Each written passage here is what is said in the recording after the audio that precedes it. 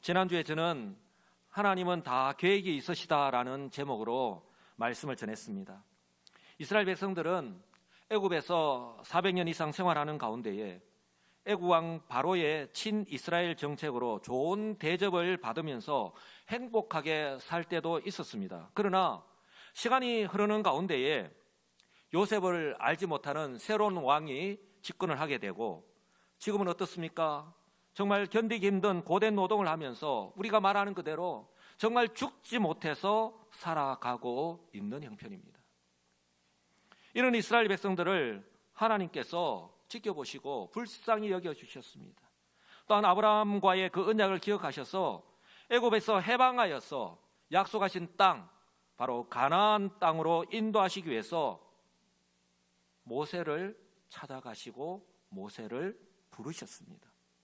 성도 여러분, 이와 마찬가지로 하나님의 시간표 속에서 이 시간 예배를 드리고 있는 우리 성도 한 사람 한 사람 역시 그리스도 안에서 구원하신 줄 분명히 믿습니다. 그리고요, 우리 성도 한 사람 한 사람이 처한 환경은 다르지만 고로 살아가는 그런 모든 모습들이 다 다르겠죠. 그러나 여전히 어렵고 힘든 세상 속에서 살아가는 동안에 우리 한 사람 한 사람을 향하신 하나님의 계획이 다 있으십니다.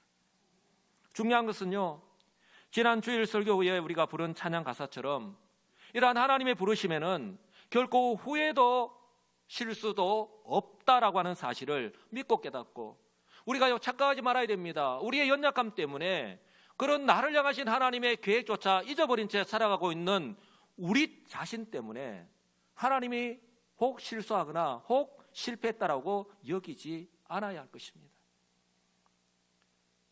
바로 이 말씀을 통해서 오늘 바로 지금 현재 저와 여러분은 어떻게, 또한 어떤 모습으로 살아가고 있는지 정확하게 알고 계시는 그 하나님의 부르심을 믿고 순종하는 삶을 살아가야 한다고 지난 주일에 말씀을 드렸습니다. 그렇다면요, 혹시 지금 현재 내 앞에 놓인 현실의 어려움, 또한 다른 사람은 잘 모르지만 우리의 마음 가운데 자리 잡고 있는 그 아픔과 상처 때문에 그것이 우리의 일상생활은 물론이고 우리의 신앙생활에도 지속적으로 영향을 미치고 있는지 모르겠습니다. 아마 그 영향을 받으면서 살아가고 있는 우리 성도들 또한 적지 않을지도 모릅니다. 지금요, 지금 모세의 모습이 딱 그렇습니다. 적극적이고 자신 있던 모습은 사라지고 위축되고 소극적인 모습으로 바뀌었습니다. 혹 저와 여러분들의 모습은 그렇지 않나요? 그런데요, 놀라운 것은 이런 모세를 포기하지 않으시고, 모세가 뭐라고 다른 사람 부르셔서 다른 사람에게 사명을 맡기시면 되는데 그런 모세를 포기하지 않으시고 계속해서 말씀하시고, 또한요, 말씀을 통해서 그 마음의 아픔을 치유하시면서 이 출애굽이라고 하는 정말 역사적인 사명을 맡기시는데요, 모세의 부르심과 이 구약의 이스라엘의 구원이 바로 지금 현재 그리스도 안에서 구원받은 성도로서 이 복음을 전하는 사명이 동일하게 주어졌다라고 하는 사실을 기억하시고, 이 시간 저와 여러분들에게도 동일하게 말씀하시는 그 하나님을 만나시고 또한 그 말씀을 통해서 회복하시는 복 있는 성도들이 다 되시기를 우리 주님의 이름으로 간절히 축복합니다. 모세는요, 하나님께서 이스라엘 민족의 구원이라는 그 역사적인 사명을 하나님께서 맡기심에도 불구하고 지금 어떻습니까? 계속해서 거부하고 있습니다. 그 이유가 어디에 있습니까? 한번 따라서 할까요? 이제는. 우리가 성경에 보면 때를 나타내는 그런 단어가 많죠. 그때는, 옛적에는, 지금은. 그런데요, 지금은 어떻습니까? 섣불리 나서고 싶지 않았기 때문이에요. 그럼 과거에 아픔이 있다는 것이죠. 자기 동족을 위하여 이제 내가 무엇인가 할 수 있겠다라는 마음을 가지고 능동적으로 행하였던 40년 전과는 정반대의 모습입니다. 이 40년이라고 하는 결코 짧지 않은 그런 시간이 지나갔음에도 불구하고 아직도 자신의 마음 가운데에 아픔과 상처로 남아있기 때문이죠. 왜요? 하루아침에 바로 꽃길에서 가시밭길 인생으로 바뀌는 그 아픔, 그 상처, 아직도 자신의 마음 한켠에 남아있기 때문이죠. 이것이 고스란히 자신의 삶에 영향을 미치는 거예요. 하나님께서 찾아오시고 하나님께서 말씀하심에도 불구하고 여전히 그것이 주저하게 만들고 오늘 하나님 말씀 앞에서 계속해서 거부하게 만든다는 것입니다. 평소에 양을 치면서 일상을 살아갈 때는요, 전혀 이런 증상이 나타나지 않습니다. 저와 여러분들 역시요, 아무런 문제가 없이 어떤 평안한 삶을 살아갈 때는 그 어떤 문제가 되지 않잖아요.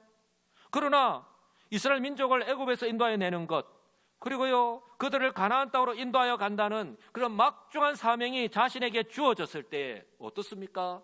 어떻게든 피하려고 하였던 거예요. 책임을 지지 않으려고 하는 것이죠. 오늘 13절을 보시기 바랍니다. 모세가 하나님께 아뢰되 내가 이스라엘 자손에게 가서 이르기를 너희의 조상의 하나님이 나를 너희에게 보내셨다 하면 그들이 내게 묻기를 그의 이름이 무엇이냐 하리니 내가 무엇이라고 그들에게 말하리까?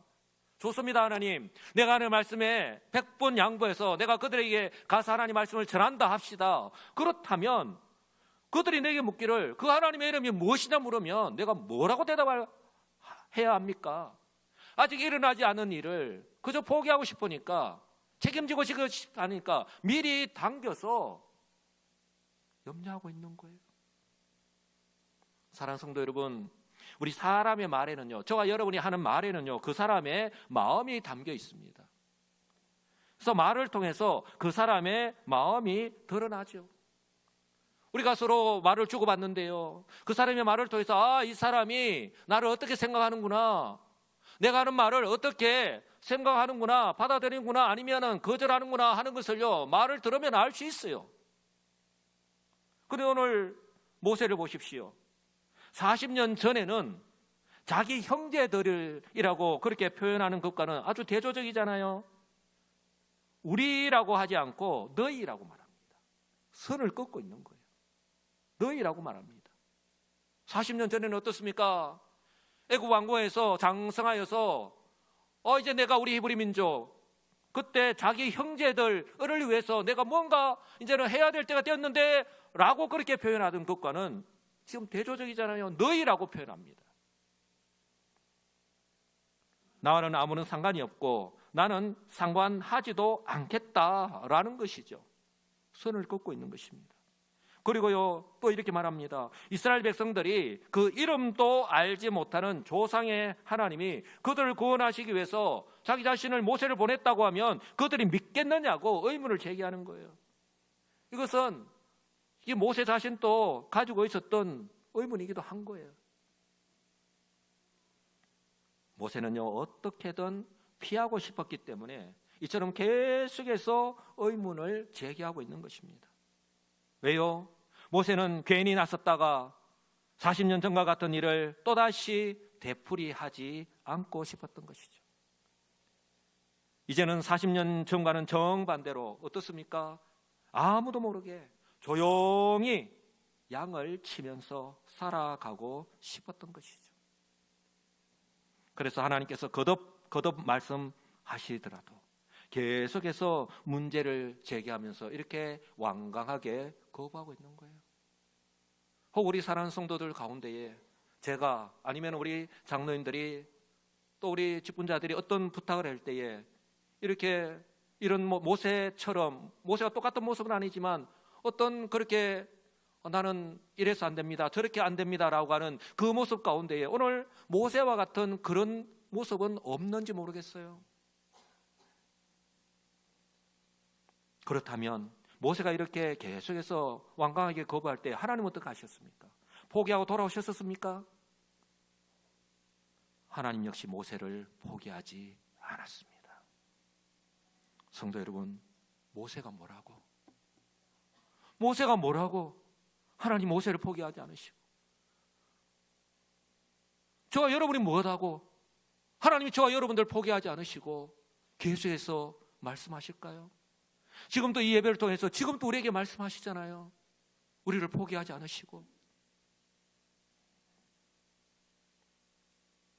그래서 이번에는 모세가 더 이상 의문을 제기하거나 거부하지 못하도록 하나님께서 자신이 누구신지 어떤 분이신지 분명하게 말씀하십니다. 드러내십니다. 14절 말씀인데요, 정말 중요한 말씀입니다. 우리 다 같이 한 목소리 읽겠습니다. 나는 스스로 있는 자이니라. 스스로 있는 자가 나를 너희에게 보내셨다 하라. 예. 모세가 그렇게 강하게 나오니까, 계속해서 거부하니까 하나님 역시요, 이젠 자신을 온전히 드러내십니다. 나는 스스로 있는 자를 반복해서 말씀하면서 자신이 누구신지, 왜 믿고 따라야 되는지, 왜 순종해야 되는지 분명하게 말씀합니다. 이 말씀은요, 스스로 있는 자, 피조된 존재가 아니라는 거예요. 너희들과 이 세상에 존재하는 것과는 다르다는 거예요. 능동적으로 영원 전부터 영원까지 스스로 존재한다는 거예요. 사도 요한이 요한계시에서 하나님이 어떤 분이신지 말씀하는 것과 동일합니다. 성도 여러분, 그때로부터 1500년 뒤에 사도 요한이 하나님에 대해서 이렇게 표현합니다. 동일하게 표현하는 거예요. 계시록 보면 이제도 계시고 전에도 계시고 장차 오실이라고 그 하나님을 말씀합니다. 또한 나는 알파와 오메가라, 이제도 있고 전에도 있었고 장차 올 자요 전능한 자라고 분명하게 말씀하고 있는 거예요. 이것이 바로 스스로 있는 자입니다. 성도 여러분, 이 세상에 스스로 있는 자는 오직 하나님 한 분밖에 없습니다. 아멘 하시기 바랍니다. 이 세상에 스스로 있는 자는 오직 하나님 한 분밖에 없어요. 왜냐하면 이 세상에 존재하는 것은, 우리가 바라보는 모든 것은 스스로 존재하는 것이 아니라 바로 창세기 1장 1절 말씀대로 태초에 하나님이 천지를 창조하시니라. 영원 전부터 영원까지 계시는 그 하나님께서, 스스로 계시는 그 하나님께서 창조하셨기 때문입니다. 그러므로요, 이 말씀은 그들이 지금까지 애굽에서 섬겼던 그런 우상들과는 비교가 되지 않는다는 거예요. 본질적으로 다르죠. 성도 여러분, 또한 왜 이 말씀이 중요하냐면, 성경에서 유일하게 하나님께서 자신의 이름을요 밝히시는 것이 바로 여기예요. 바로 이곳에서 모세를 부르실 때에 하나님이요 자기의 이름을 드러내는 거예요. 자신이 어떤 분이신지 분명히 말씀하는데, 지금 이 순간이 얼마나 중요한 순간인가 하는 것을 알 수가 있습니다. 그리고 모세에게 이제는 네가 이스라엘 백성들에게 가서 네가 알아서 지혜롭게 좀 이야기 잘해봐, 그것도 못해? 그렇게 말씀하지 않으셨어요. 모세는 그저 하나님 말씀대로 순종하면 되도록 가서 이렇게 이야기하라고 가르쳐 주셨습니다. 15절인데요, 너는 이스라엘 자손에게 이같이 이르기를 너희 조상의 하나님 여호와, 덧붙였죠. 앞에서 이야기할 때는 너희 조상의 하나님, 아브라함의 하나님, 이삭의 하나님, 야곱의 하나님이라고 말씀하셨어요. 그런데 이제 나는 스스로 있는 자라고 말씀하고 난 후에 그와 똑같은 이름의 뜻인 바로 여호와, 너희 조상의 하나님 여호와라고 말씀하시면서 이제 곧 아브라함의 하나님, 이삭의 하나님, 야곱의 하나님께서 너희를 보내셨다 하라고 말씀하는 거예요. 이는 나의 영원한 이름이요 대대로 기억할 나의 칭호라고까지 말씀을 합니다. 성도 여러분, 여호와는 하나님의 대표적인 이름이죠. 바로 14절에서 말씀하신 스스로 있는 자와 동일한 의미인데요, 바로 너희의 조상들이 믿고 섬겼던 하나님, 바로 여호와라고 말씀합니다. 지금 너희들이 믿고 섬겨야 될 하나님만이 아니라 너희의 조상의 하나님, 바로 아브라함의 하나님, 이삭의 하나님, 그리고 야곱, 그들이 동일하게 믿고 섬기셨던 하나님입니다. 바로 하나님께서 그들에게 언약하신 것을 이제 신실하게 지키시기 위해서 어느 한순간만이 아니라 바로 영원히 함께 하시는 분이심을 강조하고 있는 거예요. 그래서 이 말씀을 통해서 하나님께서는 그 애굽의 그 신들부터 시작해서, 그 애굽에는 다른 민족들이 와서 종으로 섬기고 있잖아요. 그래서 다른 민족들이 섬기는 그 다른 신들, 다 우상들이죠. 그런 신들과는 본질적으로 다르다라고 하는 것을 지금 하나님께서 모세에게 말씀하는 거예요. 그래서 이스라엘 백성들이 모세의 말을 듣고 믿고 따를 수밖에 없는 그런 확실한 보증의 역할을 지금 해주고 있는 거예요. 그리고 모세 또한 더 이상 개인적인 이유와 또한 현실적인 이유로 더 이상 주저하거나 피하지 말라고 지금 말씀하고 있는 것입니다. 내가 이렇게까지 이야기했음에도 불구하고 너가 따르지 않겠느냐는 것입니다. 사랑하는 성도 여러분, 오늘 나는 스스로 있는 자다, 너희 조상의 하나님 여호와다, 바로 우리 부모가 믿고 섬겼었던 하나님, 우리 할아버지 할머니가 믿고 섬겼던 하나님, 그것이 바로 우리가 지금 또 변함없이 믿는 하나님이고, 바로 우리의 자녀들 또한 변함없이 믿고 섬겨야 되는 바로 그 하나님이라는 거예요. 무엇을 말씀합니까? 저와 여러분들에게도 동시에 위로가 되고 힘이 되는 말씀이라는 거예요. 왜요? 지금 또 변함없이 동일하신 하나님이시기 때문입니다. 할렐루야.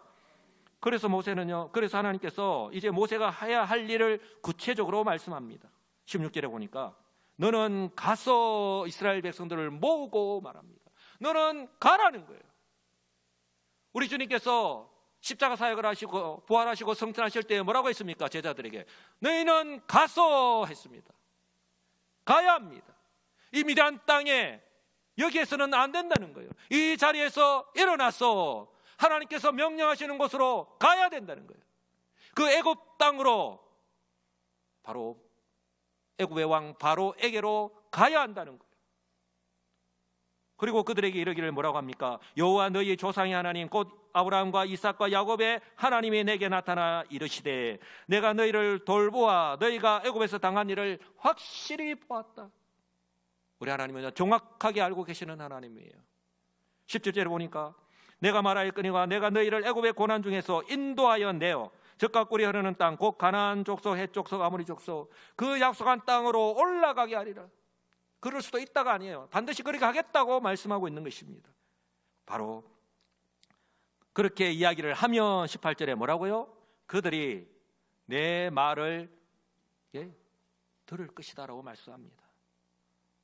사랑하는 성도 여러분, 하나님께서는요 지금 모세에게 이스라엘 민족의 지도자인 장로들을 모아서 그들에게 하나님께서 가르쳐 주신 대로, 한번 따라할까요? 하나님께서 말씀하신 대로, 내 생각과 내 뜻이 아닙니다.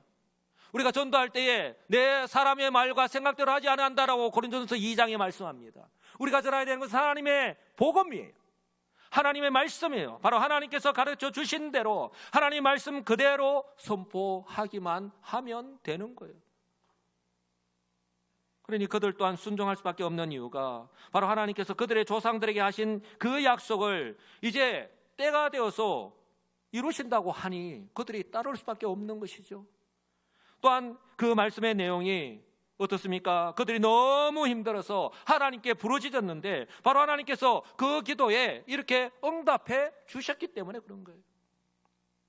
그리고 하나님께서 그를 출애굽시키셔서 가나안 땅으로 인도하신다라고 구체적으로 말씀을 하셨기 때문입니다. 그러니 이제 모세의 말을 듣고 장로들이 순종할 수밖에 없고 또 모세 또한 그 하나님의 명령에 순종할 수밖에 없도록 하신 거예요. 그리고 가장 중요한 것은 그러면 언제 해야 됩니까? 언제 가야 되죠? 언제 순종해야 되죠? 한번 따라서 하겠습니다. 지금이 바로 그때입니다.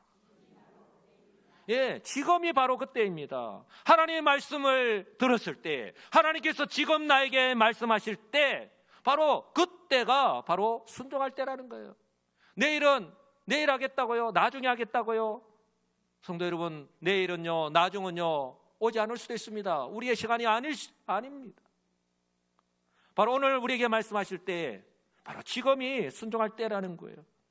그리고 우리 하나님은요 장로들과 함께 애굽 왕 바로에게 가서 전할 말도 다 알려주신 거예요. 네가 알아서 하라고 하지 않으셨습니다. 장로들과 함께 애굽 왕 바로에게 가서 뭐라고 말씀합니까? 너는 그들의 장로들과 함께 애굽 왕에게 이르기를 히브리 사람의 하나님 여호와께서 우리에게 임하셨은즉 우리가 우리 하나님 여호와께 제사를 드리려 하오니 여기서는 드릴 수가 없으니 이제 사흘길쯤 광야로 가서 거기서 예배를 좀 드리게 해 주십시오. 숨은 뜻이 있는 것이죠. 사흘길을 가면 이제는 애굽에서 혹시라도 축계가 온다 하더라도 이미 안전 거리로 떠나간 후이기 때문에 그런 거예요. 심지어요 하나님은 모세가 하나님을 믿고 순종하도록 이 말씀까지 하신 거예요. 애굽 왕 바로가 네가 가서 그 하나님의 말씀을 전하면 바로가 듣고 어떻게 나올 것인가 하는 것까지 말씀을 하셨습니다. 19절 보십시오. 내가 아노니 강한 손으로 치기 전에는 애굽 왕이 너희가 가도록 허락하지 아니하다가 내가 내 손을 들어 애굽 중에 여러 가지 이적으로 계속해서 그 나라를 친 후에야 그가 너희를 보낼 것이라고 말씀합니다. 처음에는 바로가 거절할 것이다. 왜냐하면 지금 이스라엘 민족은요, 애굽에 얼마나 유용한지 모르잖아요. 애굽에 있어서 필요하고 정말 중요한 노동력인데 바로가 바보가 아닌 이상 모세가 지금 와가지고 그렇게 말하였다라고 해서 덥석 이 이스라엘 백성들을 내어줄 리가 없잖아요. 그러나 나중에는 허락할 것이라고 말씀합니다. 허락할 수도 있다가 아니에요. 허락한다라고 말씀합니다. 왜냐하면 하나님께서 애국 왕 바로가 허락할 수밖에 없도록 그렇게 조치를 취할 것이기 때문이에요. 이것이 뭡니까? 바로 애굽에 내린 10가지 재앙이에요. 그래서 20절에 그가 너희를 보내리라 라고 그렇게 말씀하고 있는 거예요. 보낼 수도 있다가 아니에요. 그가 너희를 보낼 수밖에 없다라고 말씀하고 있습니다. 여기서 보낸다라는 말은 무엇입니까? 바로 놓아준다, 떠나게 한다, 그들 마음대로 하게 내버려 둔다. 바로 그런 내용을 담고 있는 거예요. 바로 모세에게요, 하나님만 믿으면 된다라는 말씀을 이처럼요 거듭해서 강조하면서 말씀하고 있습니다. 그리고 이처럼 이스라엘 백성들이 애굽에서 나갈 때에 마치 야반 도주하듯이 나가는 것이 아니라 당당하게, 그것도요 이 애굽 백성들에게 은혜를 입고 나가도록 인도하실 것이라고까지 말씀하는 거예요. 21절과 22절에서 말씀하고 있듯이 어떻게 나간다고요? 빈손으로 나가지 않는다고 말씀합니다. 정말 우리가 정말 듣고 좋아할 말씀이죠. 애굽에서 그들이 종살이 했는데 이제 애굽에서 나가는데 빈손으로 나가는 것이 아니라 특히 우리 여성도님들 좋아하는 금, 은, 폐물, 옷, 금, 폐물, 은, 폐물, 옷들, 그들의 재산을요 챙기고 또 애굽 사람의 그런 물품까지 챙겨서 떠나게 될 것이다라고 그렇게 말씀하고 있습니다. 성도 여러분, 하나님께서 이렇게까지 말씀하셨는데 이제 모세는 그 하나님을 믿고 순종하기만 하면 되는 거예요. 그런데 모세는 어떻습니까? 만약에 저와 여러분들이 모세와 같은 같이 이 하나님 말씀 들었다면 여러분들은 어떻게 하시겠습니까? 야, 하나님 정말 감사합니다. 내가 그렇게 말씀을 들었는데도 나를 포기하지 않으시고 말씀하시니 감사합니다. 좀 늦었지만 이제라도 순종하겠습니다. 그렇게 하실 것이죠? 정말 믿음 대단하십니다. 근데 저와 여러분들 이런 말을 할 때가 있죠. 남의 이야기라고 함부로 하지 말라고. 지금 모세의 교가 다 그렇습니다. 우리는 모세가 아니잖아요. 근데요, 우리가 알아야 될 것, 모세가요 믿음이 없는 사람이 아닙니다. 모세는요 분명 하나님을 믿는 사람이에요. 그러나 모세는 지금 자기 자신을 믿지 못하고 있는 거예요. 왜요? 적극적인 모습도 사라졌습니다. 자신감도 상실했습니다. 이제 4장에서 보면, 오늘 말씀이 끝나면 4장에서 좀 더 구체적으로 나오는데요, 모세는 지금 자신의 약함을 약점으로 여기고 있는 거예요. 저와 여러분은 단지 모세처럼 이것을 드러내지 않은 채로 생활하고 있고 또 일상을 살아가는데 아무런 문제가 없으니까 다른 사람들은 모르지요. 그러나 모세는 어떻습니까? 이 중차대한 하나님의 그 부르심 앞에서 솔직하게 이야기를 다 하고 있는 거예요.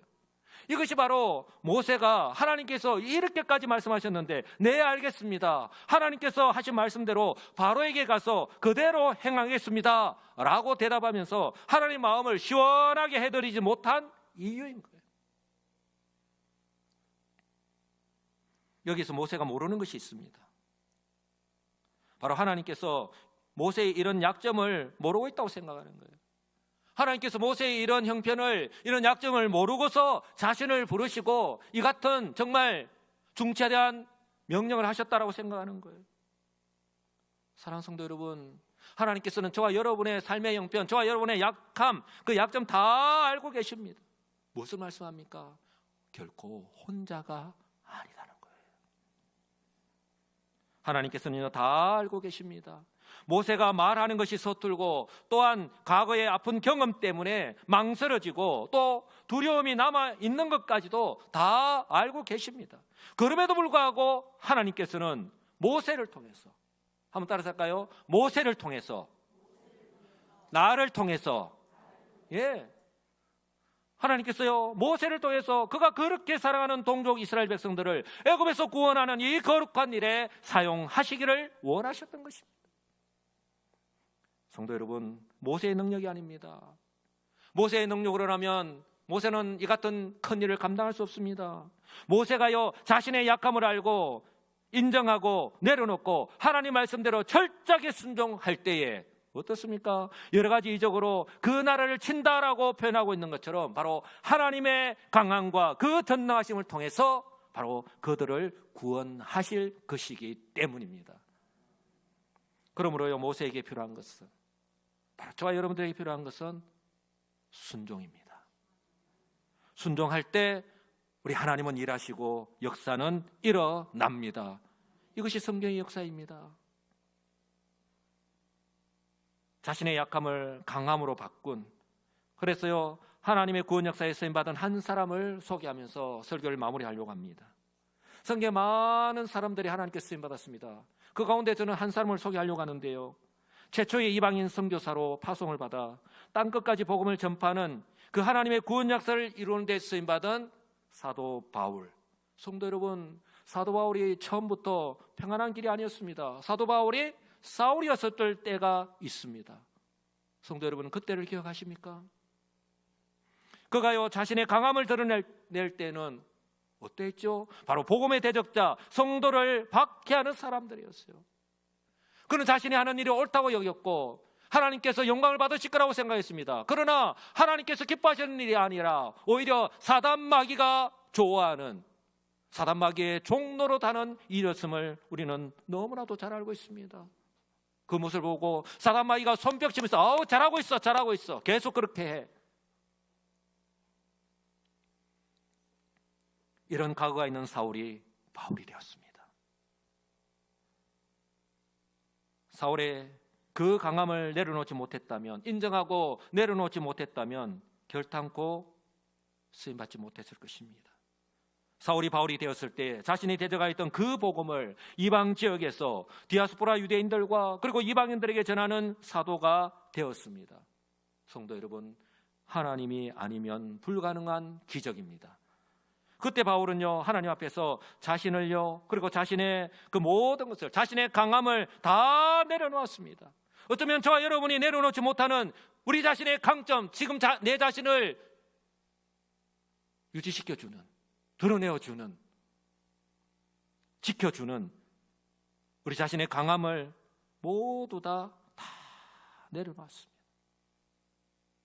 당시의 유대사회에서 최고의 명문 율법학교인 가말리엘 문화생이라는 그 명예도, 바리새인이라고 하는 안정된 지위도, 유대교의 그 박학다식한 지식도, 그 열심도 누가 사울을 따라갈 수 있겠습니까? 성도 여러분, 그 모든 것, 자신의 강함을 다 내려놓았습니다. 심지어 사도 바울은 뭐라고 고백합니까? 그 모든 것을 배설물로 여긴다고까지 표현하잖아요. 그리고서 하나님 말씀에 순종했습니다. 아니, 순종할 수 있었던 것이죠.